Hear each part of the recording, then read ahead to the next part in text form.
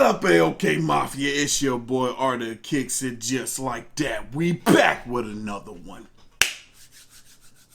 Got a video here. This is for extremely terrifying and scary real hauntings. Real hauntings. Oh no. I got an itch around my ankle. We about to check this out. I hope my glasses ain't producing too much glare for y'all. Just don't look into my eyes. I know you like it. I know you like to. Look, I'm being weird again. I'm sorry. It's the nerd in me coming out with the glasses on. I'm just playing. Y'all boys and girls ready? I'm ready. Let's go. We hear about ghost stories and hauntings all the time. That we do. Especially, ow! I just sat on something. Especially on this channel. They're shared by campfires and told in the nighttime in order to maximize their effectiveness. While the majority of the tales are nothing more than stories meant to scare, sometimes they originate from something very real. Tell me about it. These are 4 extremely terrifying and scary real hauntings. It's gonna be good. Number 4, the Myrtle Plantation. Oh, this sounds scary. Mention the American South and you'll picture large plantation houses. For sure. These iconic structures embody the beauty of the American home, and many also hold a unique past. One such home is the Myrtle Plantation. It was built in 1796 by lawyer Whiskey Dave Bradford. The plantation was passed down to his daughter Sarah and her husband, Judge Clark Woodruff. Tell him. The property has withstood the test of time and has seen wars come and go, switch between multiple owners, and also experienced several deaths. Oh. It's these deaths and the souls of the spirits that remain. Please tell me somebody don't have an image like this up in their house. If you do, you're crazy. Or is this a mirror? That is dubbed the Myrtle Plantation as one of the most haunted homes in all of America. Ooh, tell me about it. The house is said to be haunted by about 12 ghosts. You know what? I was thinking this might be a good place to go visit for a little ghostly paranormal adventure, right? Not doing no more of those. Don't even ask me. But nope, not me. Not 12 ghosts. That's too many. I could do one maybe. Not 12. Some of which died on the property, while others are strongly associated to the home and families that live there. One of the most prominent stories is that of a servant slave named Chloe. Chloe worked on the property for some time and was promoted to be a house slave. Her job was to take care of the judge's family, including Sarah and her 3 young children. She was a young and pretty girl who soon caught the eye of the womanizing judge and became his mistress. But the judge had a wandering eye and soon he grew bored of her. Sensing the lack of attention, she feared she would be sent back to the fields, so she started eavesdropping on the family to see if she could find any information to help leverage her status.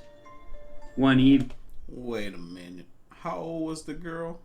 she was caught, and one of her ears was ordered to be cut off as punishment, and from then on she would wear a green turban to hide the injury. Afraid she would have to do backbreaking labor again, she devised another plan.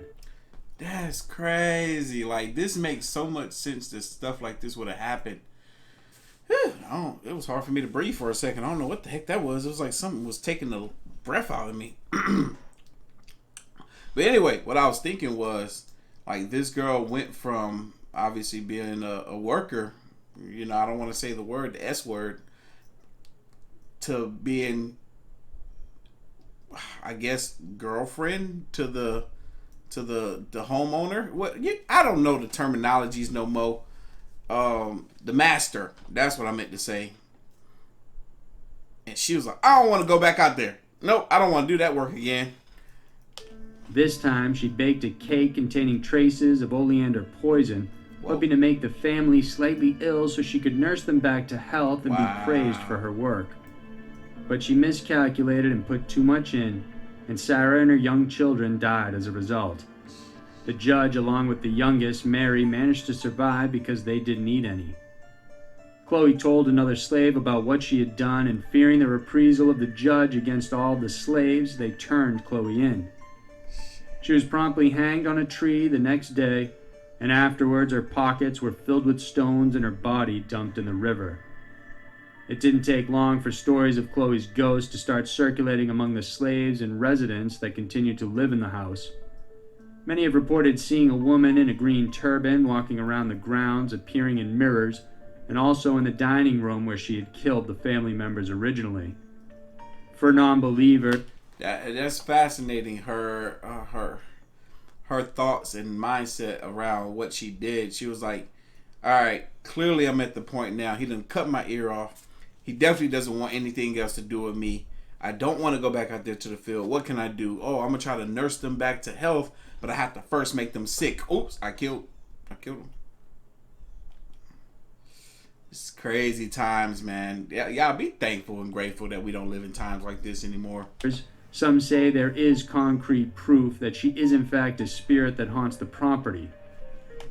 Nope, not me. Her most famous appearance is captured in a photograph taken back in 1992. An insurance company required pictures for the property's appraisal. When the images were developed, they noticed a shadowy figure standing between the general store and the butler's pantry. That's It crazy. looks to be a figure of a woman, a slave girl with a turban on her head. The plank sideboards of the home can even be seen through her, and when National Geographic studied the image, they concluded it was certainly a picture of a figure, and that the proportions of the shadow coincide with that of a person. Dang, National Geographic studied that image. That's crazy. Number 3. Tale of Resurrection Wait a minute. That was a story of one ghost there. What about the other ones? Mary. Chicago is a large city with its fair share of haunted houses and creepy graveyards. But one terrifying ghost haunts the highway of the area, and she is known locally as Resurrection Mary. More than 36 people have encountered, seen, and even spoke with Mary over the years, and they all report similar accounts. Not me. One such is that of Jerry Paulus in 1939, who was at a local dance hall when he spotted a beautiful girl. He approached her and they spoke, laughed, and danced for hours. He described her as rather quiet and also noticed she was cold to the touch. He offered to take her home, and she asked to be taken to Archer Road. She asked to be left off at Resurrection Cemetery, even though earlier she had said she lived somewhere else. Jerry obliged, and after he pulled over by the graveyard, she got out and he watched her inexplicably vanish right before his eyes. The next day, he drove to the address that she had told him she lived at and knocked on the door. An older woman answered, and he asked if he could see her daughter, but she replied he couldn't since she had died 5 years earlier. In 1979, I would trip out if I was him. I would trip out. Like, that's crazy. Imagine what? Imagine if imagine if you were the daughter or the mother of the girl that passed away, right?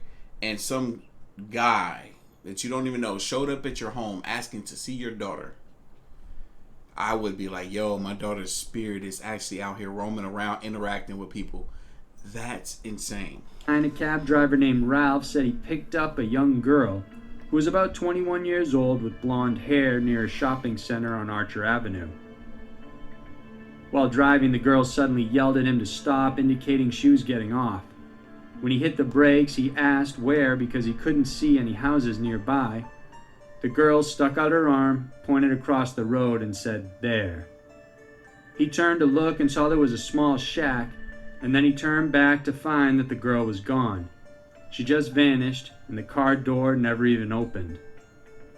Over 36 people have been interviewed about their experiences with Resurrection Mary. That's crazy. And experts across the board agree that the witnesses are credible, ordinary people with no reason to fabricate a story. Wow.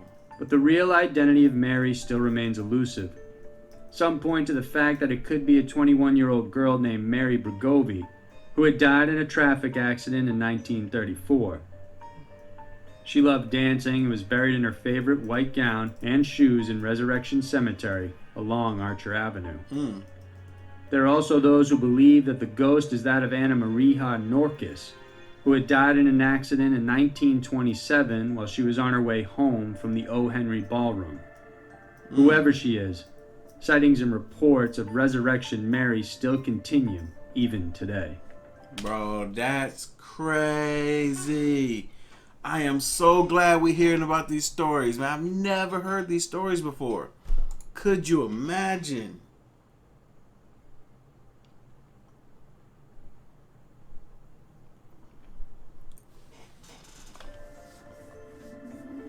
Number 2, the Lorry House in New Orleans. It's one of the most famous places in New Orleans. The Lorry House has lived on in infamy not just for its beautiful historical structure, but also for what went on inside. Owned by Madame Delphine McCarthy, who is better known as Madame LaLaurie after she remarried, the house sits on a corner in the French Quarter of New Orleans. The family first moved in 1832. Madame LaLaurie was among the most influential French Creole ladies in the city, known for her business skills, beauty, and wealth. Her 2 daughters were among the finest dressed girls in the city, and her family was well respected. The home on 1140 Royal Street was a hot spot for social activity. It was a 3-story mansion that looked like a plain, boxy corner home from the outside, but inside it had lavish interiors with bright parlors sporting hundreds of candles and grand chandeliers. The furniture and fabrics used were imported from overseas, and the guests only dined on fine china. Hey, these folks was rich. Madame LaLaurie often pleased her guests, smiled, and made them feel comfortable. But of course, this was just the side she allowed people to see, and there was something darker always going on just out of sight. To run the home, she needed dozens of slaves to work for her. At that time, slaves were treated no less than animals, but the madam's treatment went far beyond that. People around the neighborhood often noticed her slaves coming and going. They would just be replaced without much ado, not knowing where the others had gone. Those in town also noticed that her slaves always looked so disheveled and stressed compared to the elegance she exhibited with everything she put forth. Apparently, it was the madam's behavior that caused such distress. One day, her neighbor, while in his home, heard a scream from the Lorry House. When he looked, he saw Madame chasing a young 12-year-old slave girl with a whip. The child was so frightened that she climbed to the roof and jumped to her death trying to get away. Back then, a New Orleans law prohibited the cruel treatment of slaves. So because of this, Madame LaLaurie was investigated, and all of her slaves were removed and put up for auction. Unfortunately, That's fascinating. That is very fascinating. The thought that they could have slaves, but there couldn't be any cruel behavior towards them. You couldn't mistreat them.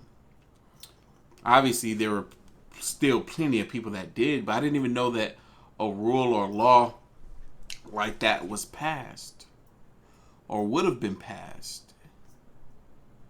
It's almost like you pass it to guarantee their safety and longevity. And I would imagine that a happy slave or a semi-happy slave, how happy can you be being a slave? A semi-happy slave would be more productive and easier to work with and manage. Secretly bought every single one back with the help of a family member. Stories about her cruelty soon circulated, and guests from polite society started to decline her invitations. Then in April of 1834, a fateful fire broke out inside. When help arrived, they first found the cook chained to the kitchen stove.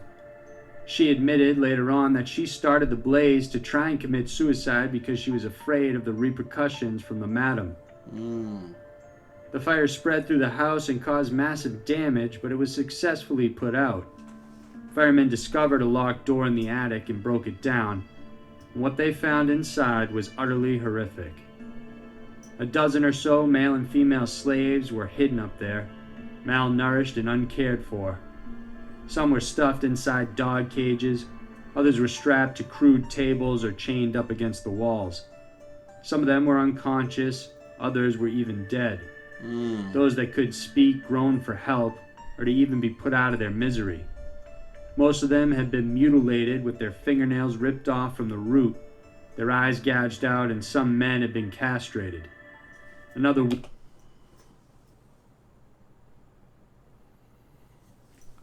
fingernails ripped out down to the root, eyes gouged out, men castrated. Oh my God.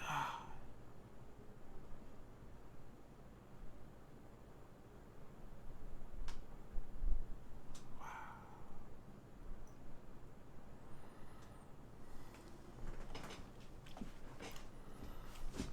woman had her mouth filled with animal feces, and then it was sewn shut. Why?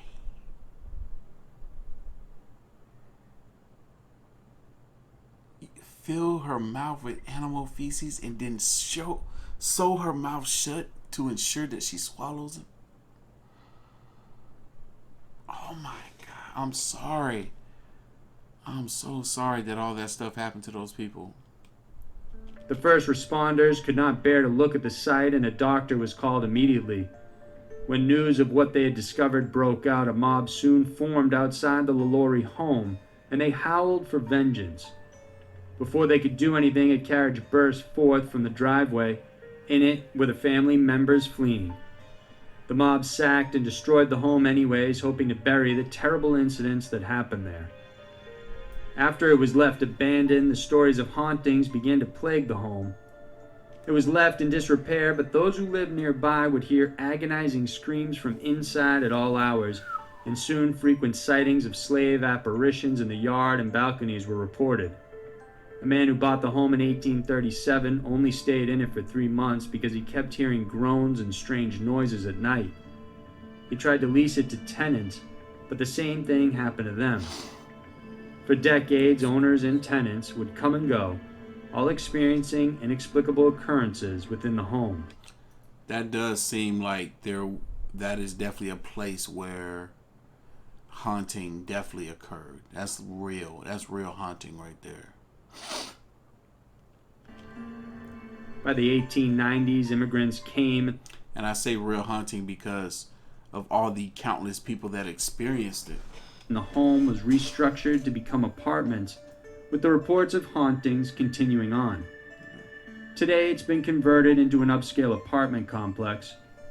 More recently, the owners discovered another makeshift grave at the flooring near the back of the home. It was believed to be the remains of one of the madam's victims. As for Madame Lorry herself, many say she and her family fled to Paris, where she eventually died. Others whisper that they lived low-key on the outskirts of New Orleans. She was never tried for her crime, so it's possible she might have had another horror home somewhere aside from this one. That's crazy. This super wealthy woman was able to escape. And maybe did it again, depending on if she was able to transfer her funds. Or maybe she just had to live as a regular person now. This is crazy. Number 1. Bachelors Grove Cemetery. The Bachelors Grove Cemetery looks like any ordinary graveyard. Worn-out gravestones peek from the earth here and there, while the surrounding area is covered with trees. The grounds around the cemetery were once home to immigrant settlers. It's asserted that the first burials there happened around the 1840s. However, others suggest that the land had been used as a burial site for German immigrant workers who got killed on the job as early as the 1830s. This place is also believed to be a favorite dumping ground for Chicago mobsters during the 1930s and 40s. A small lagoon in the back was said to be the place for hitmen to kill and dump snitches or anybody that crossed them.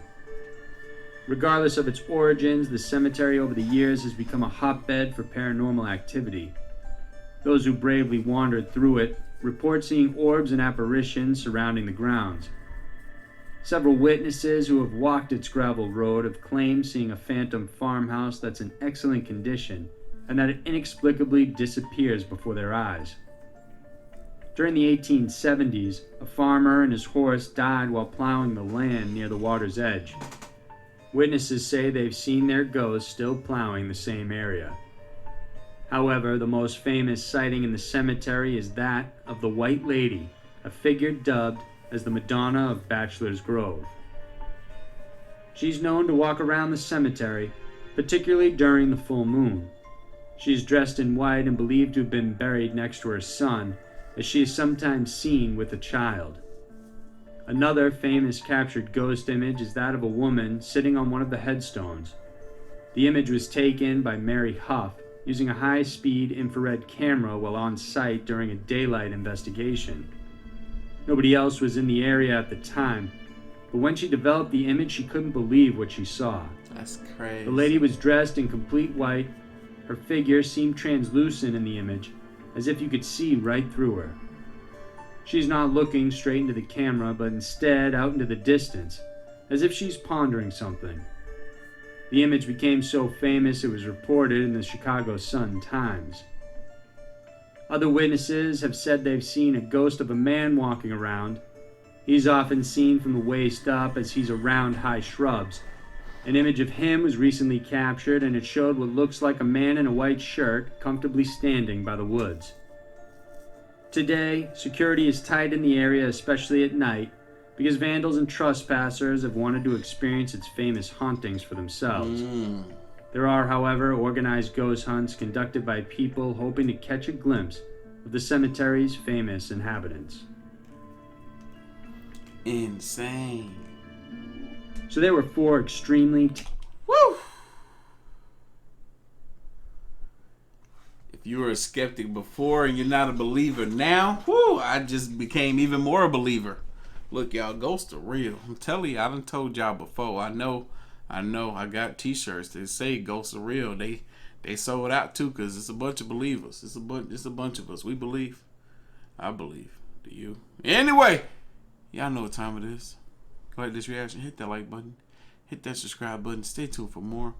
As always, the link to the original will be down in the description box below. If you haven't already, make sure you follow your boy on the gram and Twitter at Artofkickz, and I'm gonna catch y'all in the next one. See ya.